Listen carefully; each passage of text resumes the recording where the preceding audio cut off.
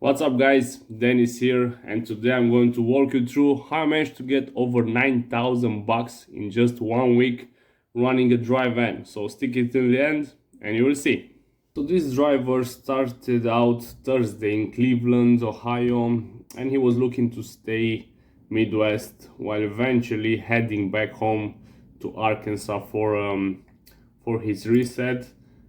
So I put a classic search, Cleveland, Ohio, 150 miles deadhead, but it was a lot of results, like over 1800. So every time you have a lot of results, just put a little bit less deadhead. I put 100 and it was still a little bit too much. It was like 730 or so.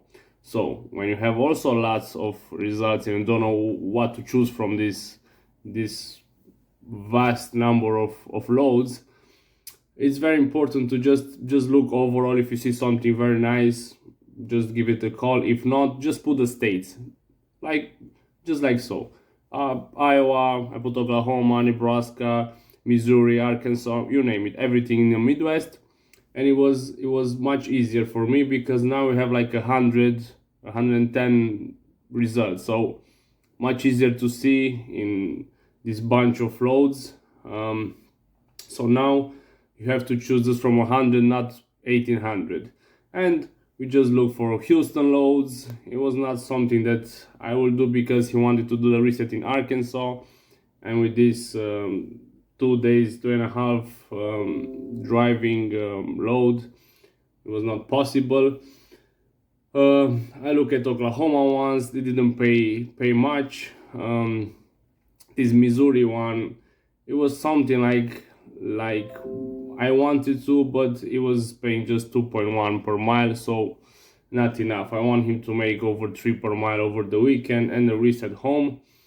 Also 4 p.m. pickup and 3 p.m. delivery. That's during the day. It's going to be empty around 5 p.m. and the day it's over, so I never take afternoon loads with the delivery, only if I really needed to.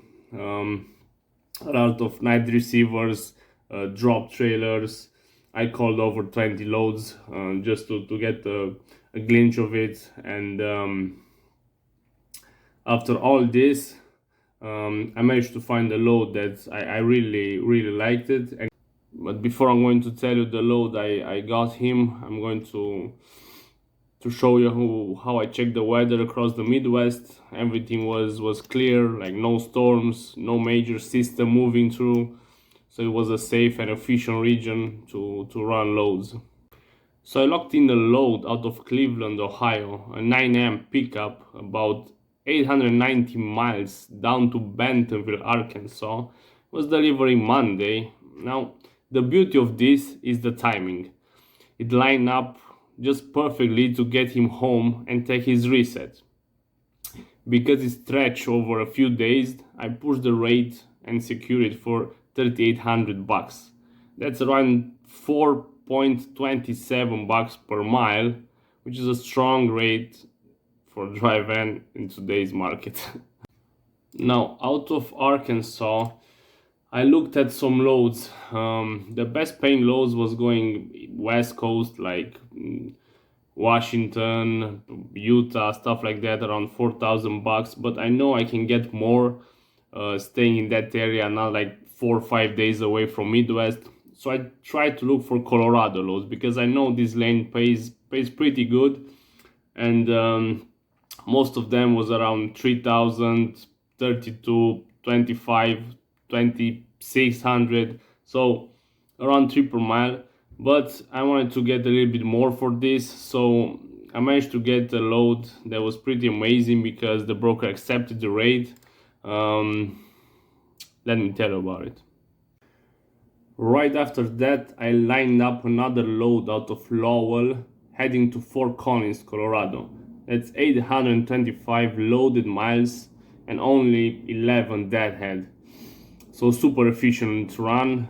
It was scheduled as a 2-day load, delivering Wednesday morning, around 35,000 pounds, so not super heavy. I lock it at 4,000 bucks. That's 4.85 bucks per loaded mile, which is a really strong rate. So far we have 7,800 bucks, an average of over 4 per mile from Thursday in Ohio, going to Arkansas, then to Colorado for Wednesday.